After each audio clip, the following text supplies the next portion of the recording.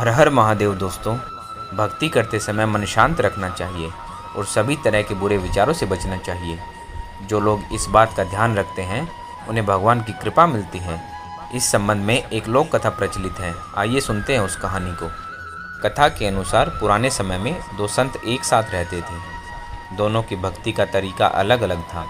एक संत दिन भर तपस्या और मंत्र जप में लगा रहता था, जबकि दूसरा संत सुबह शाम पहले भगवान को भोग लगाता और फिर खुद अपना भोजन करता था। एक दिन दोनों के बीच में झगड़ा हो गया कि बड़ा संत कौन है। इस दौरान वहाँ नारद मुनि आ पहुँचे। नारद ने दोनों संतों से पूछा कि किस बात के लिए लड़ाई कर रहे हैं। संतों ने बताया कि हम ये तय नहीं कर पा रहे हैं कि दोनों में बड़ा संत कौन है। नारद ने कहा, ये तो बड़ी छोटी सी बात है, इसका फैसला मैं कल कर दूंगा।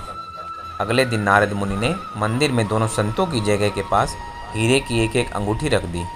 पहले तप करने वाला संत वहां पहुंचा। उसने एक अंगूठी देखी और चुपचाप उसे अपने आसन के नीचे छिपाकर मंत्र जाप करने लगा। कुछ देर में दूसरा संत भगवान को भोग लगाने पहुंचा। उसने भी हीरे की अंगूठी देखी, लेकिन उसने अंगूठी की ओर ध्यान नहीं दिया। भगवान को भोग लगाया और खाना खाने लगा। उसने वह अंगूठी नहीं उठाई। उसके मन में लालच नहीं जागा, क्योंकि उसे भरोसा था कि भगवान रोज उसके लिए खाने की व्यवस्था जरूर करेंगे। कुछ देर बाद वहाँ नारद जी आ पहुँचे। दोनों संतों ने पूछा कि अब आप बताइए कि हम दोनों में बड़ा संत कौन है। नारद ने तपस्या करने वाले संत को खड़ा होने के लिए कहा। जैसे ही वह संत खड़ा हुआ तो उसके आसन के नीचे छिपी हुई अंगूठी दिखाई देने लगी।